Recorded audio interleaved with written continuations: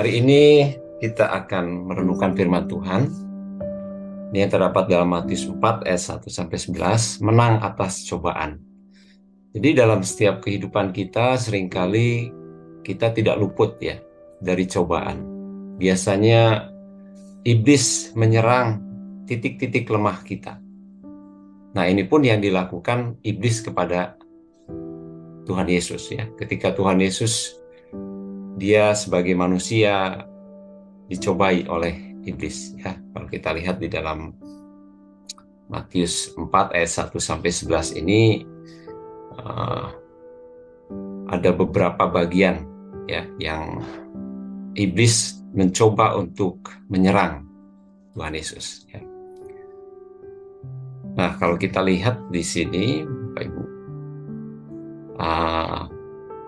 ada beberapa hal yang titik lemah iblis bisa lakukan buat kita begitu ya. Nah, titik lemah yang iblis lakukan ternyata ini berkaitan dengan kebutuhan yang sedang dihadapi. Jadi iblis menyerang kebutuhan seseorang yang sedang dihadapi, benar-benar diperlukan oleh orang tersebut. Kalau kita lihat di Matius 4 tadi ya, 4 ayat 1-4, ini Yesus waktu itu sebelum dicobai, dia di pasal 3 itu baru saja dibaptis. Baru dibaptis, kemudian Roh Kudus hinggap turun ke atas dia.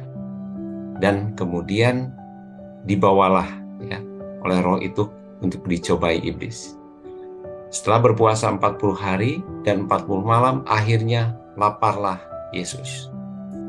Lalu datanglah si pencoba itu dan berkata kepadanya. Lihat Bapak Ibu kata ini. Akhirnya laparlah Yesus. Berarti kalau demikian, ini adalah kebutuhan yang waktu itu Tuhan Yesus sedang perlukan, benar-benar perlukan. Kenapa? Karena habis berpuasa. Akhirnya laparlah Yesus. Dan apa yang ditawarkan oleh iblis? Jika engkau anak Allah, perintahkanlah supaya batu-batu ini menjadi roti. Jadi dengan iming-iming roti, karena kebutuhannya lapar, itulah yang iblis sodorkan untuk mencobai Tuhan Yesus. Nah, kalau kita lihat Bapak Ibu, seringkali kebutuhan kita itu berlain-lainan tiap orang. Mungkin ada yang kebutuhan dasar secara fisiologi ya, physiological need. Jadi orang makan, minum, kebutuhan. Nah, ketika orang kebutuhan yang benar-benar diperlukan itu, maka iblis akan menyerang itu.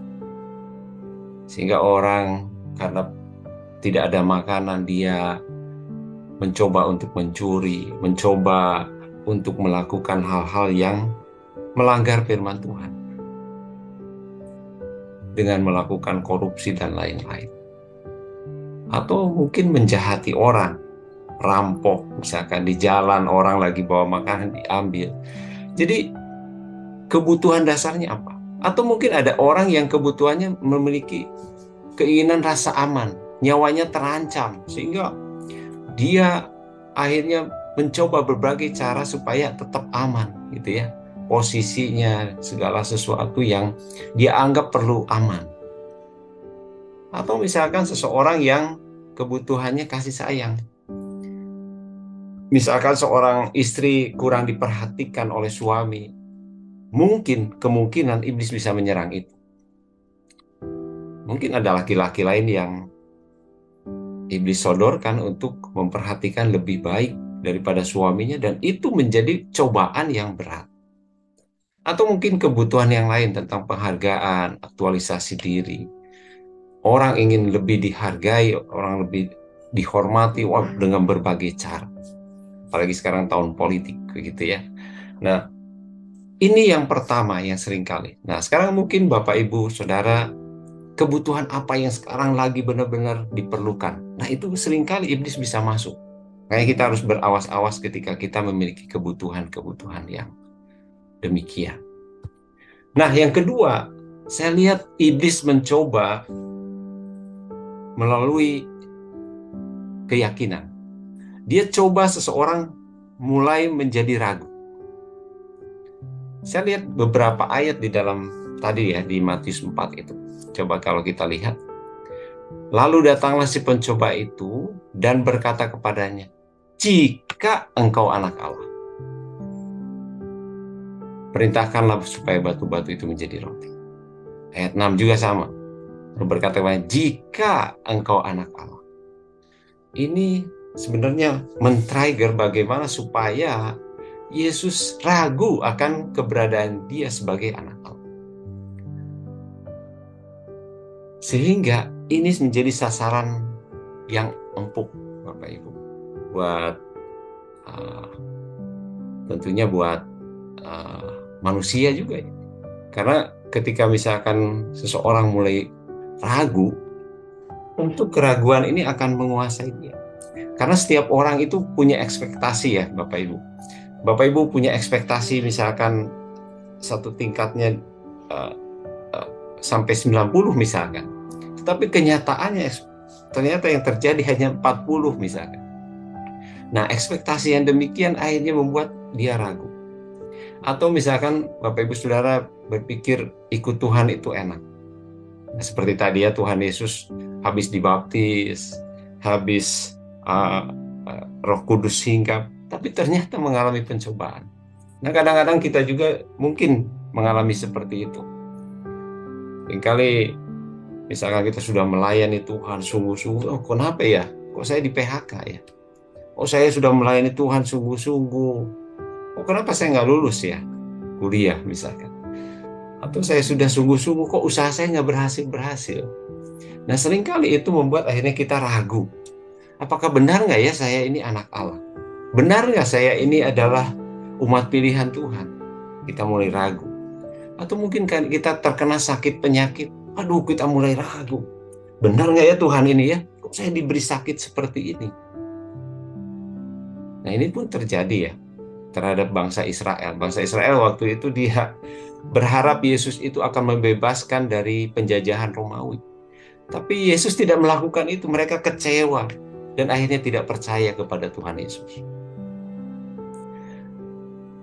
Tetapi untung ada seorang contoh ya, Paulus. Dia sudah melakukan yang terbaik buat Tuhan. Dia ditindas, didera, mengalami siksaan yang berat. Tetapi tuh, waktu dia berdoa kepada Tuhan, Tuhan, kalau boleh ini duri dalam daging ini engkau cabut dari aku. Ada yang menafsirkan ini sakit penyakit. Tuhan jawab, cukuplah kasih karunia bagi kamu. Berarti Tuhan tidak mengabulkan doanya. Dan jawaban Tuhan kepada Paulus waktu itu tidak. Nah di saat seperti itu seharusnya ragu, tapi Rasul Paulus tidak demikian. Justru di saat-saat seperti itu dia menang atas keraguan. Nah seringkali Bapak Ibu, ketika Bapak Ibu mengalami kesulitan, mengalami sesuatu yang tidak sesuai ekspektasi Bapak Ibu mulai ragu, mempertanyakan Tuhan tuh ada nggak ya? Tuhan tuh mengasihi saya nggak ya? Nah ini iblis seringkali melakukan cobaannya supaya kita ragu-ragu. Nah kemudian yang ketiga, titik lemah yang iblis seringkali sodorkan adalah mengasihi dunia dan isinya. Kalau kita lihat tadi di dalam Matius 4 ya. Dan iblis membawanya pulang ke atas gunung yang sangat tinggi dan memperlihatkan kepadanya semua kerajaan dunia dan kemegahan. Inilah yang iblis tawarkan. Dan dia bilang kepada Tuhan Yesus, semuanya itu milikku, kata iblis.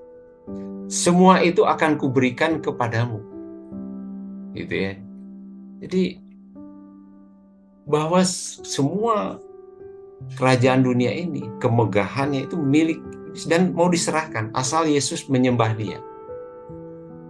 Menyembah iblis gitu ya. Nah, ini seringkali juga ditawarkan kepada kita ya sebagai anak-anaknya. Itu kadang-kadang melalui biasanya ya Bapak Ibu melalui mata, keinginan mata itu seringkali ketika Bapak Ibu, oh kok orang lainnya enak ya, apakah boleh nggak Bapak Ibu mengingini hal-hal yang baik, misalkan yang ada di dunia ini? Boleh.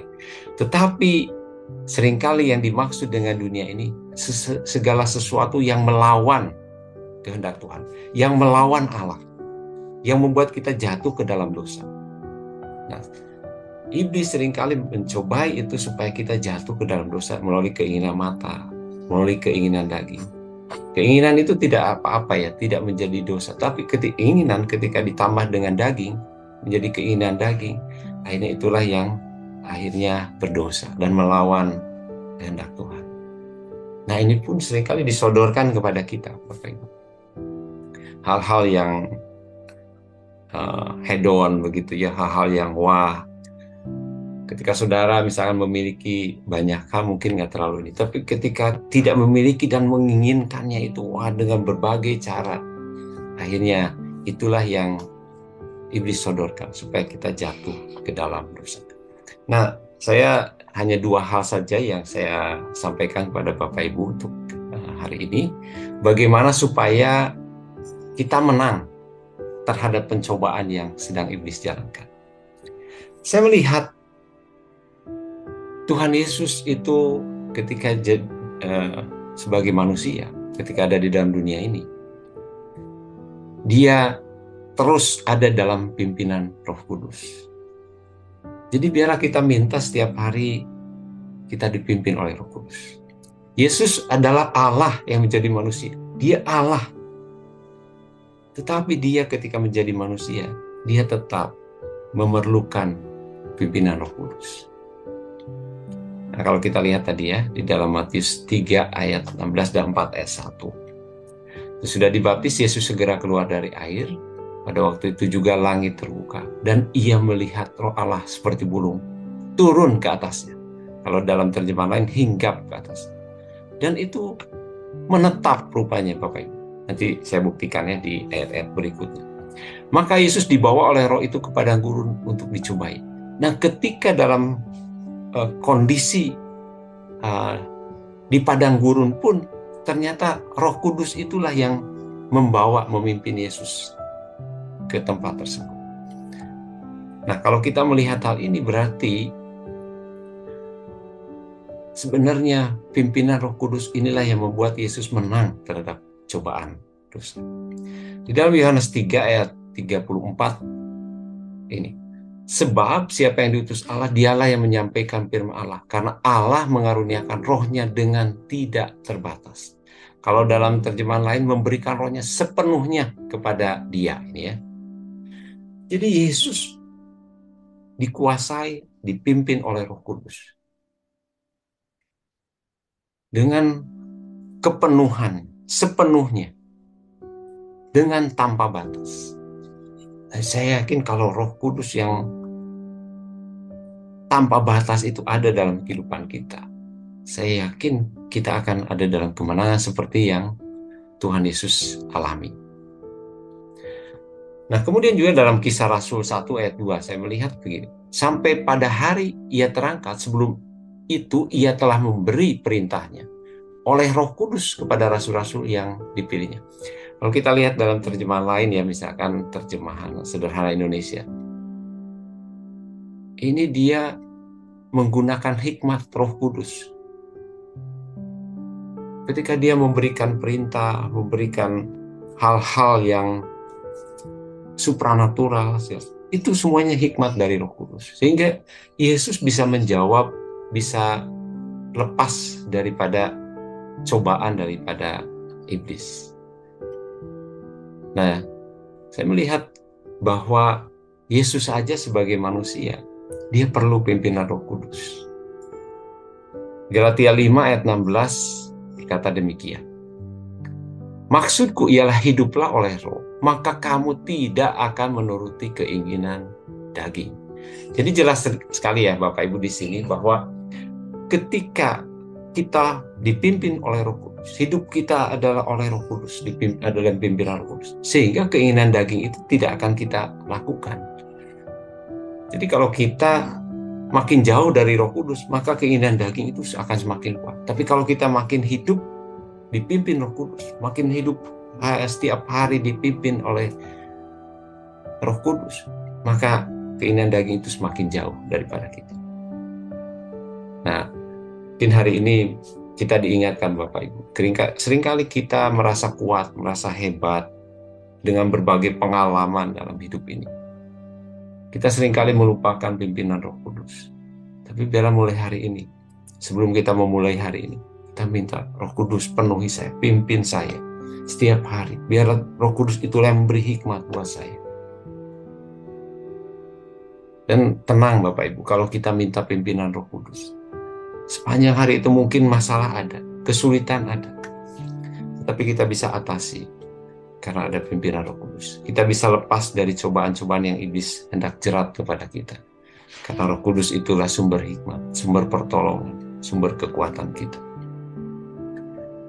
Yang kedua Bapak Ibu, adalah melakukan firman-Nya secara tepat. Nah, seringkali Bapak Ibu ketika kita melakukan firman Tuhan, ketika tidak tepat, justru itu yang akhirnya kita tidak menang terhadap cobaan. Tapi kita melakukan firman-Nya secara tepat. Nah ini ya, tadi beberapa kali Tuhan Yesus menyampaikan firman Tuhan ya. Tuhan Yesus menjawab, ada tertulis, manusia hidup bukan dari roti saja, tetapi dari setiap firman yang keluar dari mulut.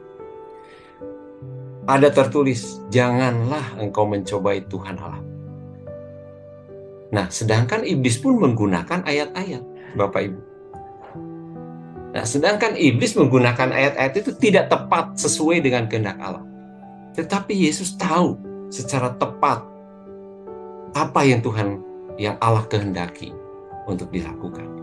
Nah, jadi Bapak Ibu, Saudara, penting sekali kita memahami Alkitab secara kontekstual, secara benar, secara tepat. Sehingga ketika kita melakukannya, kita tepat melakukannya. Begitu juga ayat yang lain sama ya. Ada tertulis. Dan inilah yang dilakukan oleh Tuhan Yesus sehingga dia menang terhadap cobaan iblis. Coba kalau Yesus ya tidak tepat memahami Alkitab, dia akan melakukan seperti yang iblis suruhkan kan. Jika engkau anak Allah, jatuhkanlah dirimu. Dan memang ada ayatnya.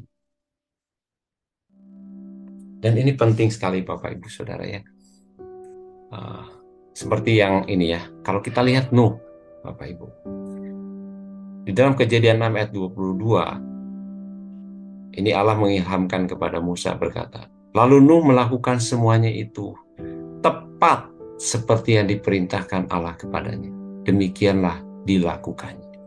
Tepat, apa yang dilakukan oleh Nuh itu tepat.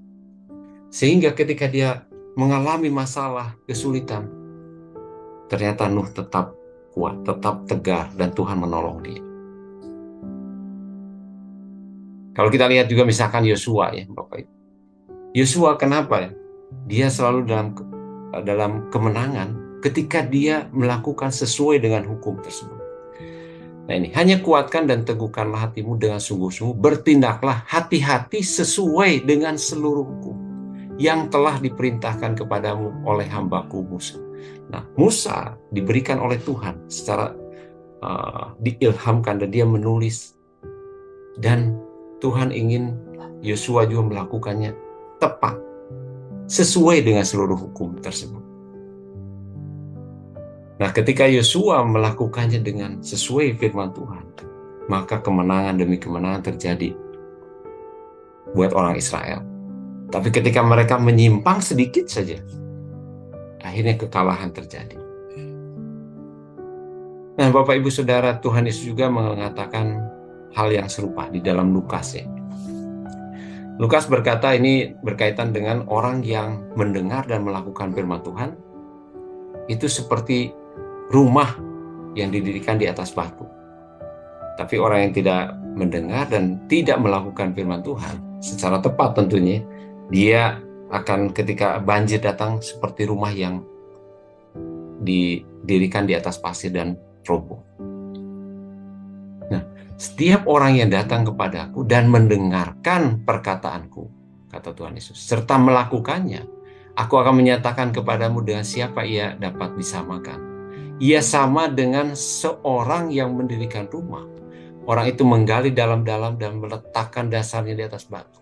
Ketika datang air bah dan banjir melanda rumah itu tidak dapat digoyahkan karena rumah itu kokoh dibangun. Bapak Ibu, ketika kita melakukan firman Tuhan, cobaan boleh datang banyak hal. Kesulitan bisa datang kepada kita, tapi kita akan tetap kokoh ketika kita melakukan firman-Nya tepat sesuai dengan kehendak Tuhan. Yakobus 1 ayat 25, ini ayat terakhir Bapak Ibu. Tetapi barang siapa meneliti hukum yang sempurna, yaitu hukum yang memerdekakan orang, dan ia bertekun di dalamnya, jadi bukan hanya mendengar untuk melupakannya, tetapi sungguh-sungguh melakukannya, ia akan berbahagia oleh perbuatannya. Kalau dalam terjemahan lain, dia akan memberkati dalam segala yang kamu perbuat. Kalau kita melakukannya, kita akan berbahagia, kita akan diberkati Tuhan setiap apa yang kita lakukan. Nah, Bapak Ibu Saudara, ini seringkali kita tidak tepat seperti apa yang Tuhan firmankan. Ada banyak kali kita seringkali mencoba mencari-cari pembenaran. Ketika firman Tuhan katakan, misalkan jangan bercerai misalkan, tapi kita mencari-cari alasan begitu ya, supaya dibenarkan oleh Tuhan. Oh, karena ini alasan-alasan dan berbagai hal. Tetapi Tuhan ingin kita tepat sesuai dengan apa yang dikehendaki oleh Tuhan. Terakhir Bapak Ibu Saudara, ada ini seseorang ya, ini seorang pendeta tapi bukan pendeta GBI. Ketika saya tanya, Bapak ini Pak, tentang keselamatan bagaimana Bapak ya? Tentang keselamatan Bapak. Apa Bapak yakin nggak? Nah kemudian Bapak ini bilang begini Bapak Ibu. Saya nggak yakin. Nanti yakin ketika saya bertemu dengan Tuhan Yesus dan Tuhan Yesus mengajak saya masuk surga, baru saya yakin tentang keselamatan. Dan sebelumnya saya tanya Bapak Ibu, pendeta ini, Bapak Ibu, Bapak punya jemaat berapa orang? 1000. Saya merinding Bapak Ibu. Kenapa? Pendetanya tidak percaya akan firman Tuhan secara tepat. Dia berpikir percaya Yesus, tapi yang paling penting itu perbuatan. Sehingga dia belum tahu, karena dia seringkali melakukan dosa, melakukan hal salah. Nah ini kadang-kadang tidak tepat, apalagi yang terjadi dengan jemaatnya. Oleh sebab itu, hari ini Bapak Ibu ya, saya ada dari STT ada seminar tentang keselamatan yang alkitabiah. Karena banyak terjadi hal-hal seperti itu dalam komsel, banyak perdebatan-perdebatan yang seperti itu. Saya sudah minta izin ke Pak Rubin, dan Pak Rubin juga mendorong.